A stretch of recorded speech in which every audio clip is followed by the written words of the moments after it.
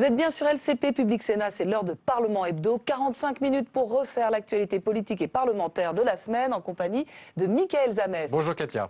Bonjour Mickaël. Cette semaine, on reviendra sur les hésitations du gouvernement concernant la réforme du travail, du Code du travail. La présentation du projet de loi a été repoussée pour donner plus de temps au dialogue. En tout cas, officiellement, le texte divise les syndicats, mais aussi la gauche. Les députés ont voté de nouvelles mesures antiterroristes. Une personne pourra être retenue 4 heures après un contrôle d'identité et les forces de l'ordre pourront faire usage de leurs armes hors du cas de légitime défense. C'est un projet de loi qui divise à gauche, mais aussi à droite.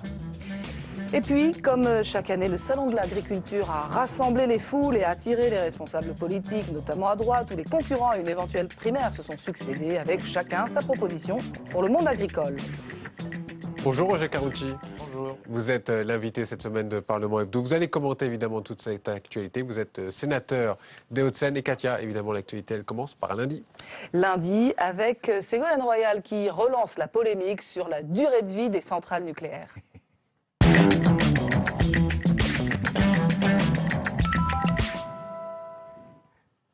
3 mois après l'arrivée après la COP21 et l'arrivée de certains écologistes au gouvernement, la ministre de l'Environnement veut prolonger la durée de vie des centrales nucléaires de 10 ans. Une déclaration qui a provoqué des réactions. Germain Drieux. C'est un feu vert sous condition, mais qui offre de nouvelles perspectives aux centrales nucléaires françaises. Leur durée de vie pourrait être prolongée de 10 ans. Si l'autorité de sûreté nucléaire donne son feu vert, oui, je donnerai l'autorisation de prolongation de 10 ans de centrales qui sont déjà amorties, donc qui produiront une électricité à meilleur marché. Mais dans le contexte, je le rappelle, de la baisse de la part du nucléaire de 75 à 50% dans la production d'électricité pour monter en puissance sur le renouvelable. À l'arrivée, un mix énergétique maintenu avec une baisse de 75 à 50% pour la part du nucléaire d'ici 2025.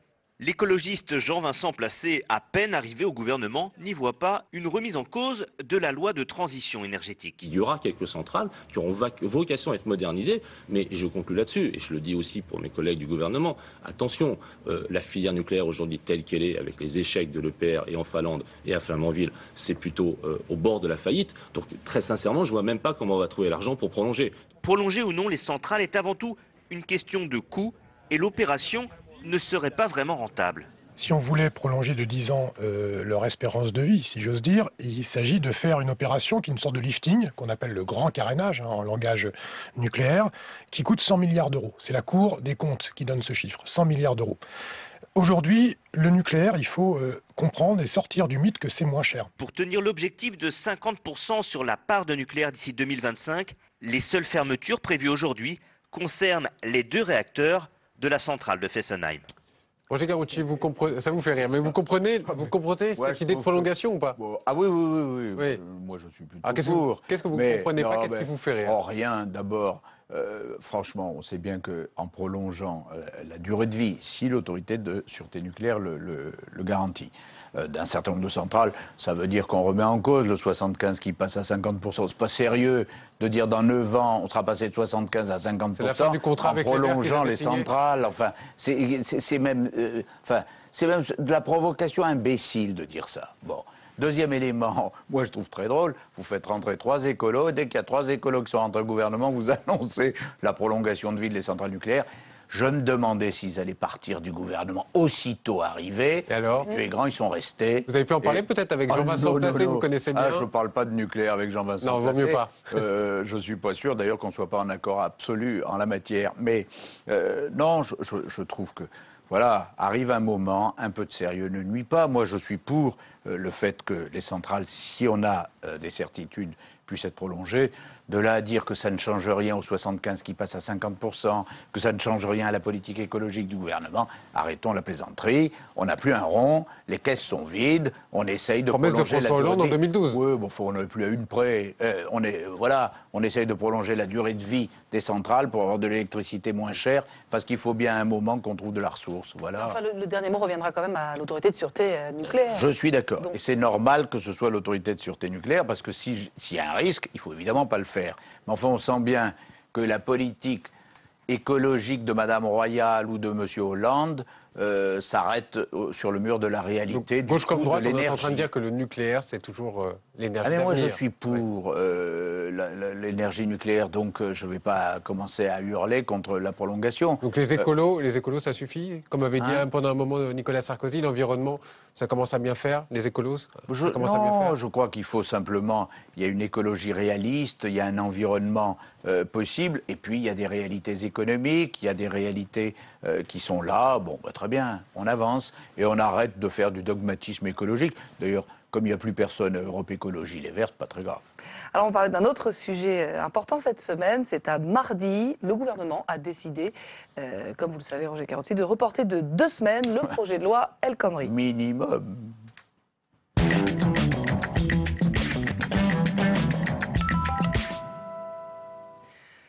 Officiellement, Manuel Valls souhaite retravailler le texte et mieux l'expliquer face à la grogne des syndicats et d'une partie de la gauche qui exige son retrait. Le texte devrait être présenté en Conseil des ministres le 24 mars. État des lieux avec Elisa Bertolomé.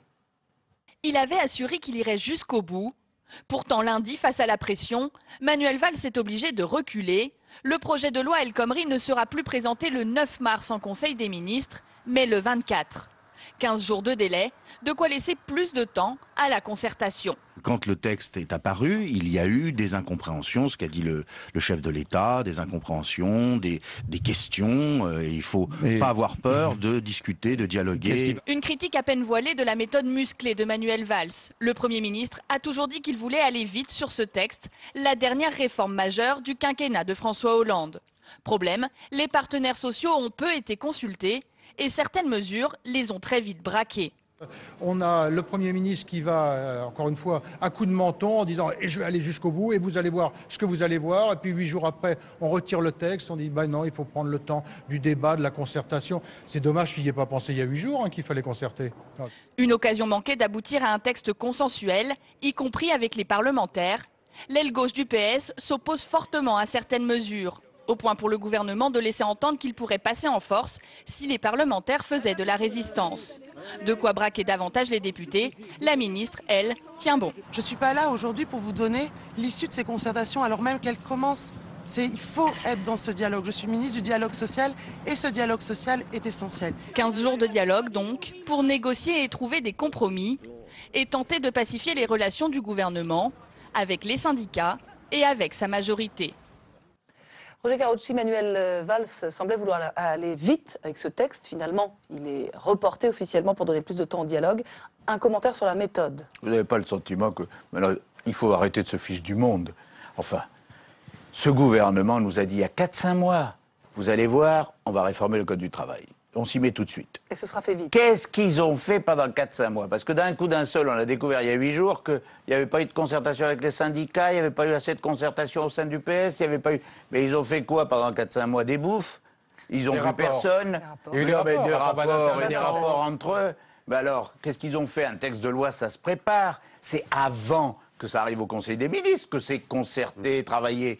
Découvrir au moment de passer au Conseil des ministres qu'il a été concerté avec personne, c'est absolument invraisemblable. Et d'ailleurs, c'est pas crédible.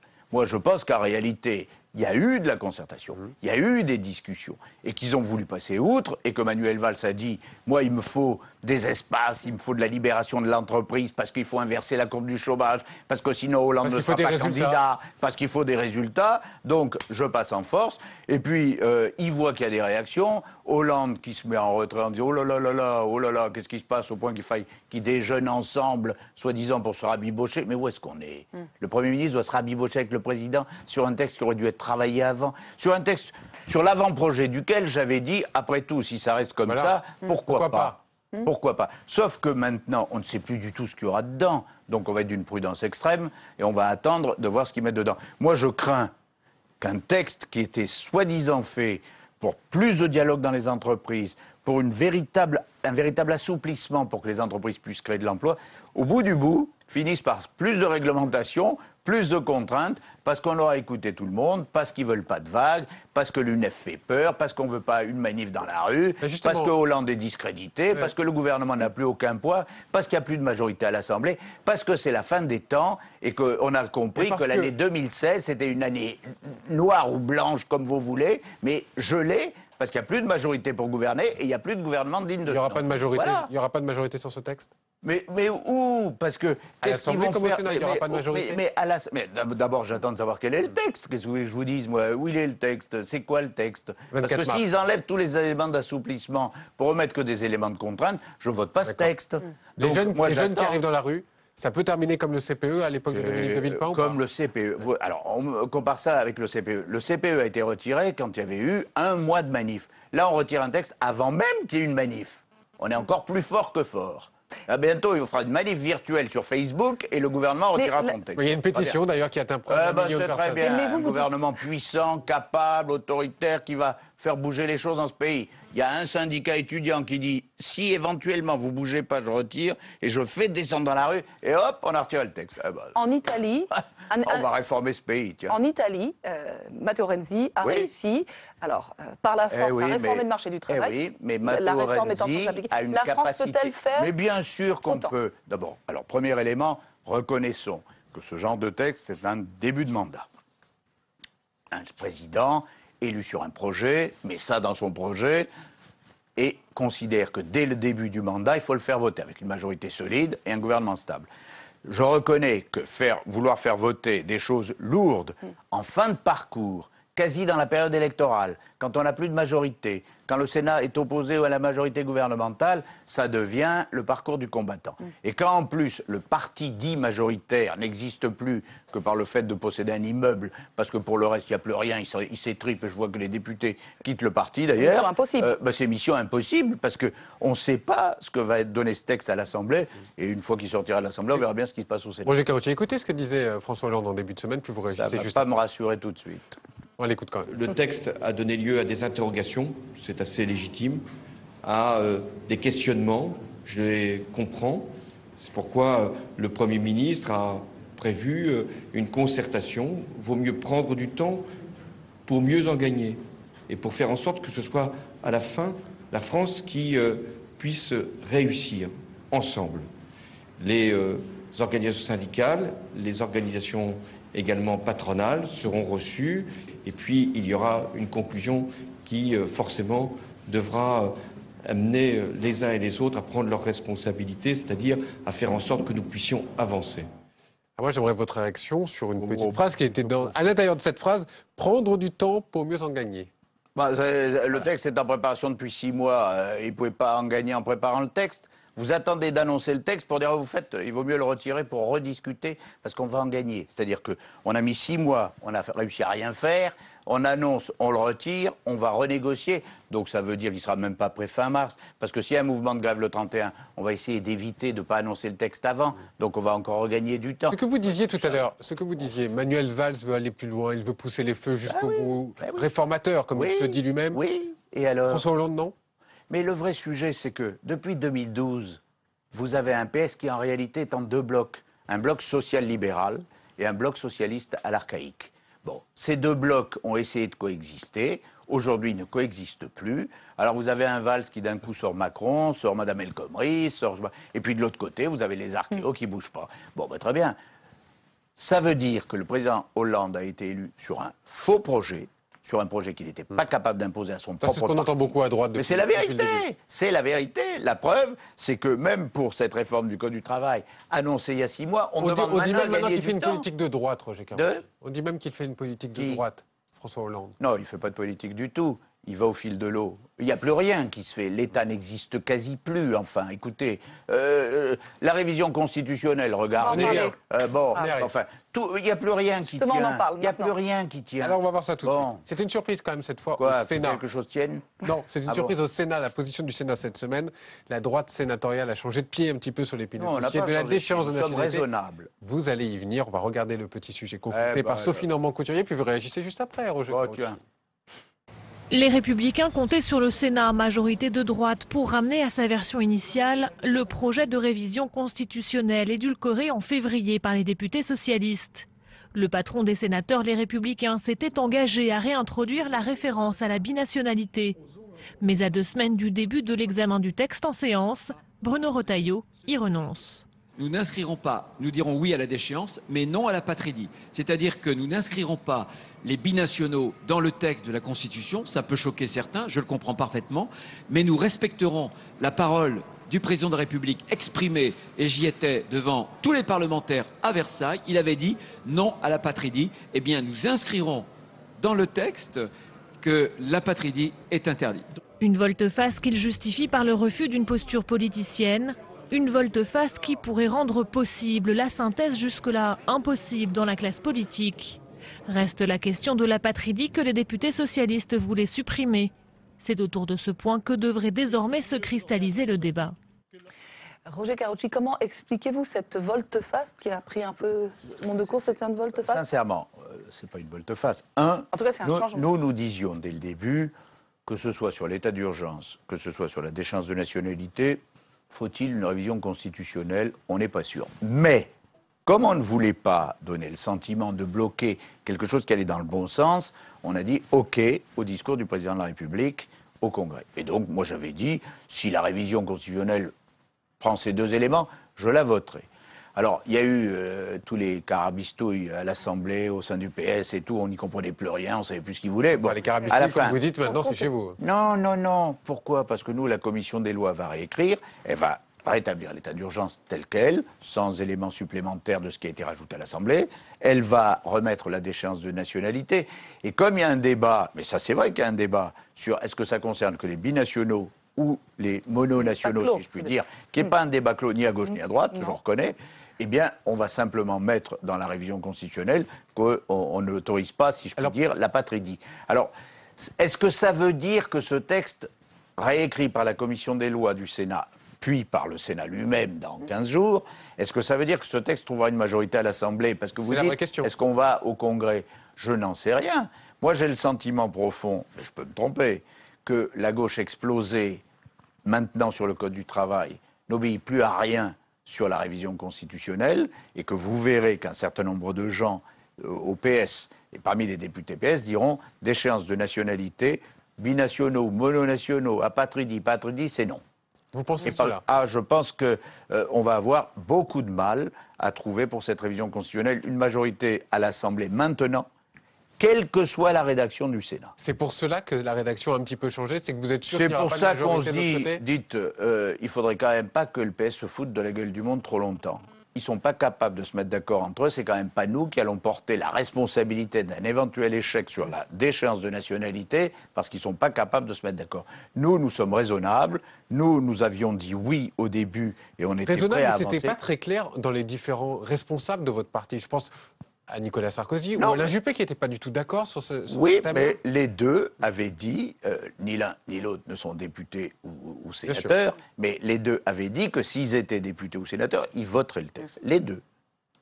Donc ce n'est pas une question de division au sein des Républicains. C'est vrai qu'on pouvait se dire, entre les articles du Code civil qui finalement permettre la déchéance de nationalité et l'état d'urgence qui a été validé par le Conseil constitutionnel, on n'a pas forcément besoin d'une révision, mais comme on ne voulait pas être en arrière de la main et pas faire de politique politicienne par rapport au président de la République, on avait dit, si ça donne le sentiment que le pays se mobilise contre le terrorisme et contre tous les risques, c'est OK. Mais après, on a assisté à la pantalonnade à gauche, donc que chacun porte ses responsabilités. On va passer au mercredi. Je vous propose d'aller faire un petit détour par le Salon de l'Agriculture.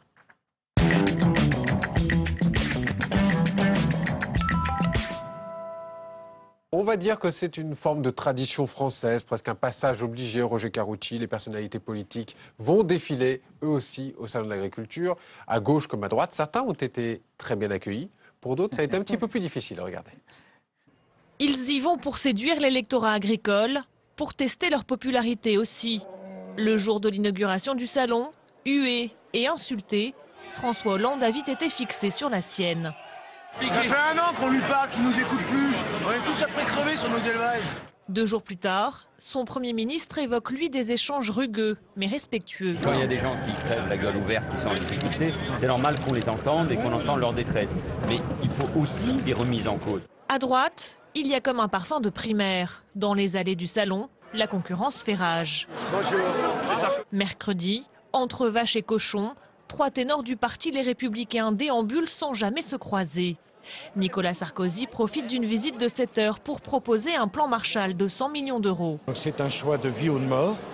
La baisse des charges est indispensable et elle passera également par une diminution des dépenses publiques. Plan aussitôt taclé par François Fillon. La seule priorité pour l'ex-premier ministre, des mesures urgentes pour sauver l'agriculture française.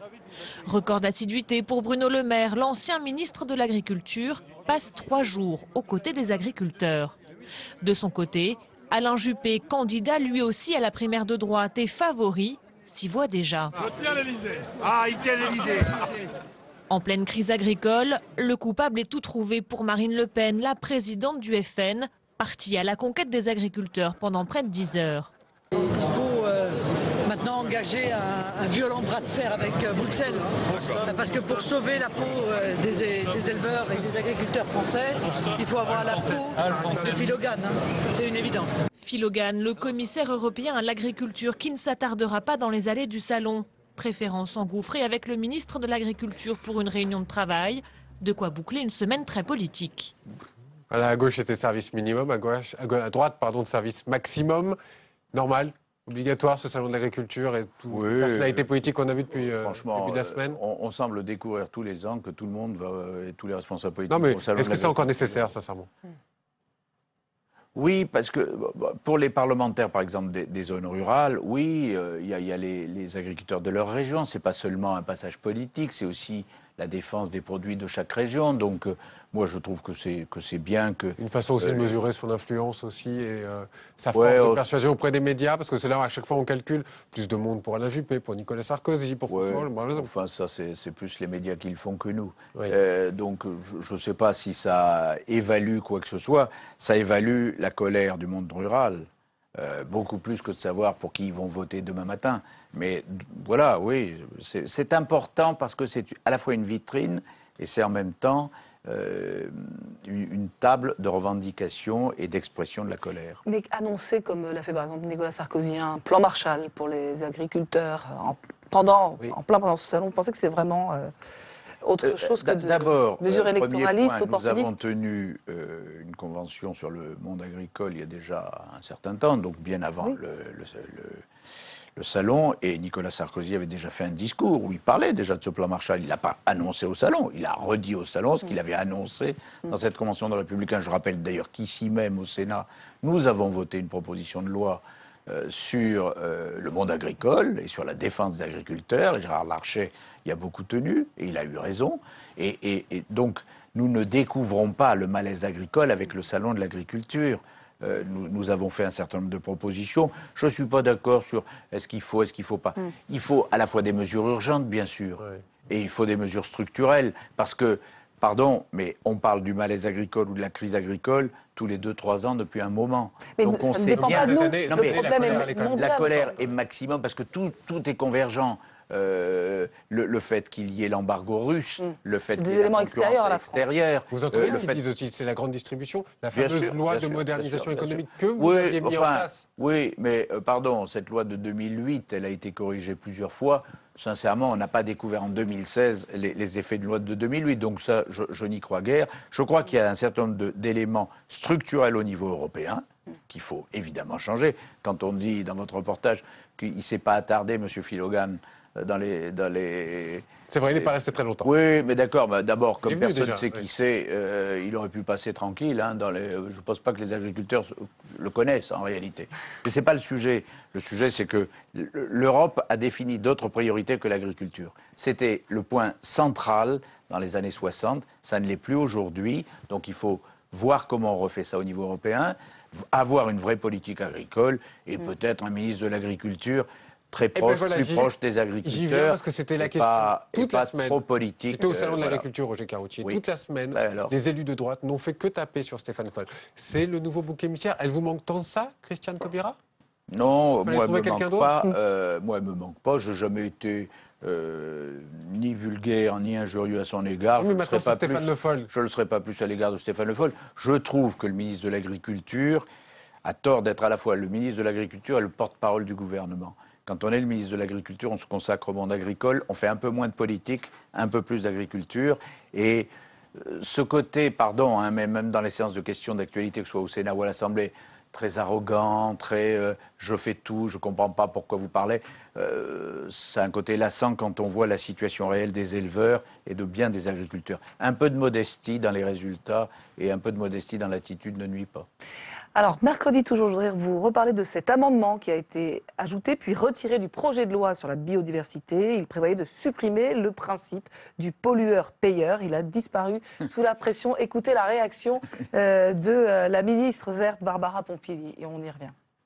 Je crois qu'il y a beaucoup de gens qui sont montés au créneau. Quelque part, ça a permis de lancer l'alerte, mais de toute façon, les difficultés de rédaction dans cet amendement, on les aurait vues et on les aurait gérées. Encore une fois, jamais, au grand jamais, moi, en tant qu'écologiste, ni Ségolène Royal, on ne laisserait passer une atteinte quelconque ou une régression du droit de l'environnement. Alors, comment est-ce possible une telle cacophonie un tel amendement qui se glisse comme ça? Alors, ça, il y a toujours des amendements qui sont ou des cavaliers ou des amendements de lobby qui arrivent dans les textes. Et là, moi, j'avais vu tout de suite, d'ailleurs, c'était à l'Assemblée, pas au Sénat, mais j'avais vu tout de suite la réaction des élus, toutes couleurs politiques confondues, d'ailleurs. Par exemple, de Bretagne, qui disait, non mais attendez, nous, on s'est pris la Moco-Cadiz, le Torrey Canyon et les autres, vous croyez quand même pas qu'on peut accepter ça. Donc ça arrive. Je partage totalement leur avis. Il y a souvent une action des lobbies, pourtant qu'on a essayé de cadrer au Parlement, qui n'est pas toujours très réussie, c'est le moins qu'on puisse dire. Et Cathy, on passe au jeudi. Puisque jeudi, les députés votent de nouvelles mesures antiterroristes dans le cadre de la réforme pénale.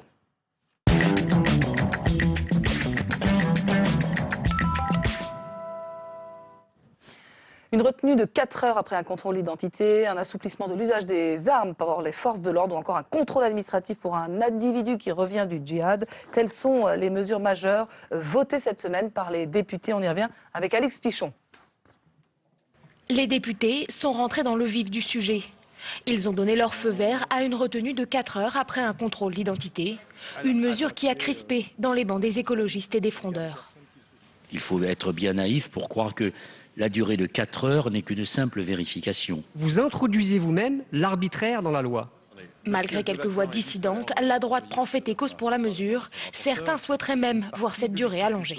4 heures, ça risque d'être un peu court, surtout lorsqu'il s'agit de comparer les fiches dans différents services internationaux. Autre disposition phare du projet de loi, l'assouplissement de l'usage des armes par les forces de l'ordre. À la tribune, Pascal Popelin s'est voulu rassurant.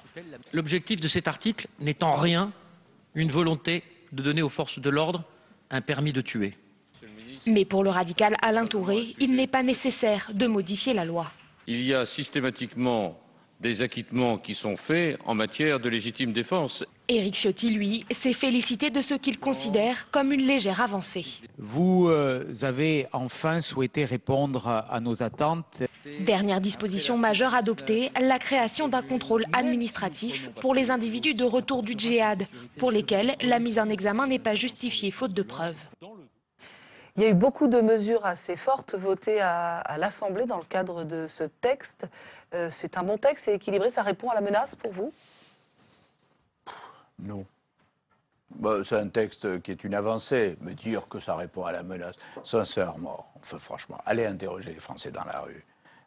On leur dit, alors les gens qui reviennent du djihad, vous ne vous rendez pas compte, on va mettre un contrôle administratif. Déjà, ils se disent, waouh, on répond à la terreur par la terreur. Hein. Bon, c'est pas assez, enfin, voilà, bon, très bien. Pour le reste, les 4 heures à l'issue d'un contrôle d'identité, moi je trouve ça assez normal. Attendez, on nous dit régulièrement, tel ou tel est fiché dans les services de renseignement et est passé au travers des mailles du filet. Laissons au moins nos services pouvoir travailler, comparer, croiser les fichiers. 4 heures, je ne sais pas si ça suffit, mais en tout cas, faisons un peu les choses. Quant à l'utilisation des armes par la police, enfin, vraiment, on est à l'envers quand même dans ce pays. Oui. Mais enfin, c'est la police de la République. C'est quoi? Qu'est-ce qu'il y a? On a des milices maintenant dans la police? On est où? On n'est pas au Brésil. On n'est pas dans certains secteurs où on a des polices parallèles. C'est la police de la République, avec les règles de la police, les contrôles de la police. Et on est en train quasiment de leur dire, oh là là, surtout, vous êtes quasi plus dangereux que... Bien sûr, mais il faut réglementer aussi. Mais il y a des règles. Mais les règles internes non, à la police existent. Enfin, on assouplit les règles. On dit... éventuellement, on ne va pas vous mettre en cause chaque fois et on va un peu étendre les cas de légitime défense. Bon. Est-ce que, pour autant... Non, mais attendez, je ne suis pas en train de dire toujours de laxisme trop loin de la gauche pardon? Est-ce que pour autant, vous pouvez toujours parler de laxisme? C'est ce que je disais tout à l'heure, de la même manière qu'il y a une cassure entre les libéraux et les interventionnistes sur l'économie, il y a la ligne Cazeneuve, si je puis dire, un peu plus sensible quand même aux problèmes de police et de sécurité, et des lignes quand même encore très gauchistes. Et la ligne du ministre de la Justice, M. Hervoas, également. Attendons, il est là depuis trop peu, mais je pense que l'actuel garde des Sceaux... vous êtes quand même plus fragile sur ce sujet, hein, non, par rapport à la ligne pas fragile, mais je trouve que l'actuel garde des Sceaux semble vouloir dire qu'il ne veut pas se mettre en contradiction avec M. Cazeneuve chaque fois. Alors on verra bien à l'arrivée. C'est pour ça que je vous parlais de laxisme tout à l'heure. On va passer à un autre dossier, c'est le dossier migratoire, qui était au cœur du 34e sommet franco-britannique qui a eu lieu à Amiens. François Hollande a mis en garde Londres contre la possibilité des conséquences du Brexit. Par contre, les Britanniques ont donné un peu plus d'argent pour aider, notamment sur la question des migrants. On fait ça avec Clotilde Hazard. 22 millions pour renforcer la sécurité à Calais. C'est la somme que David Cameron s'engage à débloquer. À Amiens, le Premier ministre britannique est resté ferme. La Manche doit rester infranchissable pour les migrants. Nous avons des frontières solides. Nous les surveillons ensemble pour dire aux gens qu'ils devraient demander l'asile en France et s'ils ne le font pas, ils devraient retourner dans leur pays. Seule concession, les mineurs isolés pourront rejoindre leur famille outre-Manche, mais seulement celles déjà régularisées. Cette nouvelle aide financière est la bienvenue pour Calais où la situation ne cesse de s'enliser. La France gère au quotidien la sécurisation du port et du tunnel sous la Manche, mais aussi l'accueil de migrants, toujours nombreux et décidés à rejoindre le Royaume-Uni. Sur fond de campagne pour le référendum sur le Brexit, François Hollande a tenu à rappeler l'importance du rôle de la Grande-Bretagne dans l'Union européenne à l'heure de cette grave crise migratoire. Ma responsabilité, c'est de travailler avec le gouvernement britannique pour que nous puissions trouver les meilleures solutions pour traiter la question des réfugiés, parce que ce qui est en cause, là, ce n'est plus simplement la présence d'un pays dans l'Union européenne, c'est l'Europe elle-même qui est en danger. Les deux pays ont par ailleurs renforcé leurs relations bilatérales par la signature d'un contrat d'armement et d'énergie. Roger Carucci, je vous présente Mathilde Siro qui est avec nous, notre partenaire du SCAN, qui va vous poser quelques questions d'ici quelques minutes. D'abord, Katia, évidemment, sur ce sommet. Oui, alors sur cette solidarité peut-être un peu forcée des Anglais, 22 millions d'euros, qu'est-ce que vous en pensez? Est-ce que l'entente cordiale se porte bien? Est-ce que les Britanniques sont aux côtés de la France face à cette grave crise? Est-ce que 22 millions d'euros, c'est suffisant? L'entente cordiale qui a 115 ans... a subi bien des coups de canif. Non, je pense que c'est vrai que les Britanniques ont intérêt à ce que ce soit la France qui fasse le job pour eux à la frontière. Ce que permettent les accords du... Oui, tout à fait. Tout à fait. Mais je ne conteste pas, sauf que ce n'est pas 20 millions d'euros qui vont changer la nature des choses. Sauf que la responsabilité française, elle est d'avoir laissé se créer la jungle à Calais. Parce que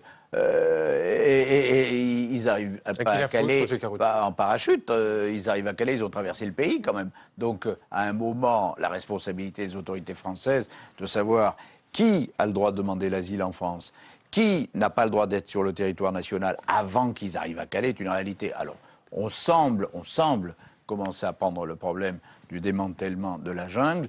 On verra jusqu'où ça va aller. Mais je trouve que la position britannique, elle est à la fois confortable de dire on vous donne un peu d'argent, mais vous vous débrouillez et vous les gardez chez vous. Et d'un autre côté, elle est compliquée parce que est-ce que les Britanniques vont quitter l'Europe? Mais je trouve que de toute façon, les Britanniques négocient beaucoup mieux que la France par rapport à l'Europe. Chaque fois qu'il y a quelque chose qui ne va pas, ils renégocient en disant sinon on s'en va, et hop, ils obtiennent des avantages, ils obtiennent des rééquilibrages. C'était le fameux money back de Margaret Thatcher. Maintenant, on a Cameron qui se débrouille finalement pas mal, et nous, à côté, on fait quand même un peu... C'est-à-dire que notre voix ne porte plus en Europe? Ça veut dire, mais ça veut dire qu'en réalité, comme on a cassé, par des mesures économiques, mais aussi par des mesures symboliques, la force de l'axe franco-allemand qui construisait l'Europe, nous n'avons plus cette espèce de poids d'influence qui était le poids franco-allemand. Alors aujourd'hui, on négocie un peu avec les Royaumes-Unis, on négocie un peu avec un tel, mais bon. En tout cas, la France, comme tous les autres pays, va devoir accueillir des demandeurs d'asile. Est-ce qu'il y a des choses qui sont faites? Est-ce que vous avez des informations sur ça? Non, mais le gouvernement français s'était engagé à dire 30 000. En juin 2015, sur l'année 2015-2016, on devait en recevoir 30 000.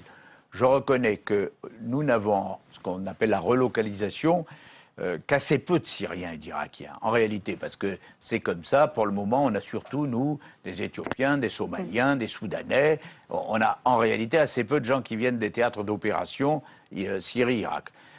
On nous dit que nos envoyés de l'OFPRA ou de l'Office français d'immigration dans les hotspots vont faire en sorte qu'on en ait davantage. Moi, ma crainte, c'est que en réalité, on a augmenté de 25% en 2015 le nombre de demandeurs d'asile. Et en 2016 on n'a pas la capacité de savoir combien on en aura en 2016. Et déjà, on parle de relocalisation d'un certain nombre de Syriens et d'Irakiens. Ça n'a pas été anticipé? Mais non, ça n'a pas été financièrement anticipé.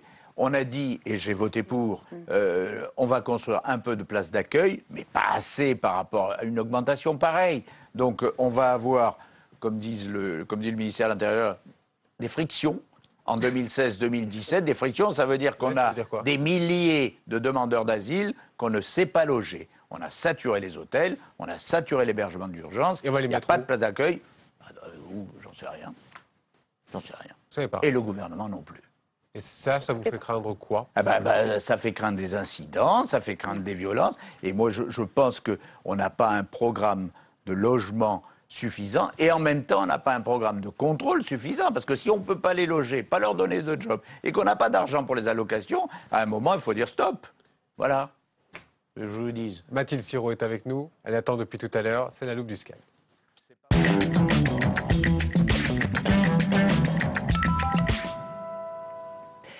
Mathilde Sirot, c'est à vous. Oui, bonjour Roger Carucci. Vous faites partie des soutiens de Nicolas Sarkozy pour la primaire. Vous le poussez à se déclarer rapidement candidat, alors que lui souhaite attendre l'été. Vous avez déjeuné, je crois, avec lui mardi. Est-ce que vous allez réussir à le convaincre sur sa candidature et sur le calendrier? Il est, lui, le président de la famille politique. Et bon, il y a eu les élections régionales, il y a eu les élections internes du parti au mois de janvier. Franchement, le climat à l'intérieur du parti est tel qu'il peut dire qu'il a permis l'apaisement après les divisions du passé. Il ne souhaite pas entrer trop vite dans le débat des primaires. C'est au mois de novembre, les Français ne sont pas dessus.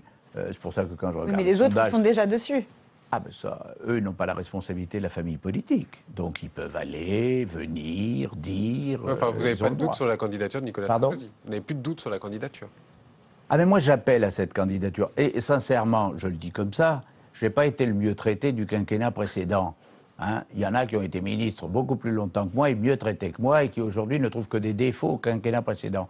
Moi j'ai toujours considéré, quand je dis, j'allais dire j'ai quitté le ministère, non, on vous fait quitter le ministère, vous ne le quittez pas de vous-même, sauf drame. Bon, quand on m'a fait quitter le ministère, vous n'avez entendu de ma part aucun mot désagréable, parce que c'était un honneur d'être ministre, mais ce n'est pas un dû, et ce n'est pas une propriété. Vous ne l'êtes plus, vous ne l'êtes plus, point. Ça ne change pas mes opinions sur le fait que j'ai beaucoup d'estime pour tous les candidats et pour tous les responsables avec qui je suis en bon terme, parce que ce sont des hommes d'État et des hommes publics compétents. Mais en même temps, nous sommes dans une période de crise. Moi, je crains, je le dis franchement, que 2016-2017, il y a une aggravation de la crise financière, de la crise économique, de la crise du terrorisme, de la crise sécuritaire. Et je sais que dans ces situations-là, il n'y a pas seulement la qualité d'homme d'État qui va jouer. Il y a la force, il y a la pugnacité, il y a la volonté. Et moi, j'ai vu comment Nicolas a fait en 2008... quand il y a eu la crise financière, que les banques s'écroulaient, que les économies des Français allaient disparaître, je l'ai vu me dire à moi, ministre chargé des relations avec le Parlement, il me faut un accord du Parlement avant d'aller en Allemagne négocier, je le veux en 4 jours. Je lui ai dit c'est impossible, c'est inconstitutionnel. On a réuni tous les présidents de groupe, de gauche et de droite, à l'Élysée, et Nicolas Sarkozy a obtenu qu'au moins chacun d'entre eux s'engage à ne pas faire de recours devant le Conseil constitutionnel. C'était du jamais vu. Jamais vu. Qui peut faire ça pour sauver le pays? Qui peut? Voilà, c'est tout. Alors, après, les autres, Tout le monde est Roger très Carucci, bien et j'aime tout le monde. Toujours à Mais propos bon, de la primaire qui s'annonce quand même assez rude pendant la campagne, Ouais, un c'est pas code un de monde bonne de conduite bisounours. va être publié à destination des candidats. Si vous deviez le rédiger, quel en serait le premier principe? le premier principe, il est clair pour tout le monde. Nous appartenons à la même famille politique. Presque tous ceux qui sont déjà engagés dans cette primaire ont appartenu au même gouvernement. Alors, on peut défendre ses convictions, défendre des idées un peu différentes. Pour autant, c'est pas la peine de petites phrases, c'est pas la peine de mots aigres-doux, parce qu'au lendemain de la primaire, il faudra tous se rassembler pour assurer l'alternance en 2017 et gagner contre la gauche. Voilà. Vous étiez avec les militants des Hauts-de-Seine mercredi soir, et pour une consultation sur le projet du parti, vous les avez incités à faire des propositions fortes, et je vous cite, à secouer le cocotier. Alors qu'est-ce que ça veut dire? Est-ce que vous trouvez que les responsables politiques de droite sont trop frileux sur le plan des idées? Pourquoi de droite, les responsables politiques en général? Moi, le premier. Parce que, enfin, sortez dans la rue. On va se prendre des coups sur la tête, enfin. Pas que nous, hein, vous aussi, les journalistes. Mais tout le monde est discrédité. Les gens sont exaspérés. Les gens ne croient plus dans la vie publique. Il faut donc des propositions fortes pour changer le système, pour changer les propositions, pour rendre l'action crédible, pour faire en sorte que celui qui sera élu président de la République, en 100 jours, change tout. Parce que les gens n'y croient plus. Donc oui, il faut faire des propositions. Et ce n'est pas une question d'âge, hein. J'entends des commentaires en tout genre pour les candidats à la présidentielle, ce n'est pas une question d'âge, c'est une question d'état d'esprit. Qui veut changer le pays? Qui veut faire, en fait, en 2017, un 1958? Moi, je suis pour, allons-y.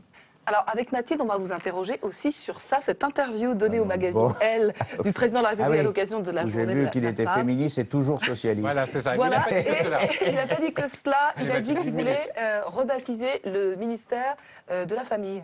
Oui, il veut le rebaptiser en ministère des familles. Ah oui, j'ai vu. Ce matin, la Manif pour tous s'en est indignée, ainsi que Hervé Mariton, député de la Drôme des Républicains. Pour vous, ce pluriel, il signifie quoi? Qu'est-ce que ça change? Je ne sais pas. Enfin, si, c'est de la symbolique pour faire plaisir. Moi, je n'ai pas voté la loi Taubira, je n'ai pas voté contre. Je me suis abstenu, j'étais plutôt favorable à l'article 1, un peu hésitant, pour ne pas dire très hésitant, sur les articles sur la filiation et l'adoption. Donc, je me suis abstenu. Mais sincèrement, la famille, on peut la considérer comme on veut. Qu'est-ce que ça veut dire de passer de la famille à les familles? Peut être pluriel. Ça veut rien dire. Différents types de familles. Alors, que la famille soit monoparentale, homoparentale, etc., c'est la famille. Moi, je suis pour une politique familiale. Je ne supporte pas le fait de fiscaliser les allocations familiales ou de les baisser. Je ne supporte pas le fait de baisser le quotient familial. C'était une force de notre pays, donc, de notre République. Famille au pluriel, ça vous plaît? Non, moi je pense qu'on aurait pu rester un ministère de la famille et qu'à l'intérieur, on pouvait intégrer toutes les familles. Enfin, je vois pas... Sincèrement, c'est du jeu. J'ai entendu Laurence Rossignol, que je respecte, d'autant qu'elle était sénatrice, mais que je respecte, mais franchement, l'explication ne tient pas la route, quoi. Merci Roger Carucci, c'est le mot de la fin. On se retrouve la semaine prochaine, même lieu, même heure. Merci Mathilde. Merci. Bye bye. Bonne semaine.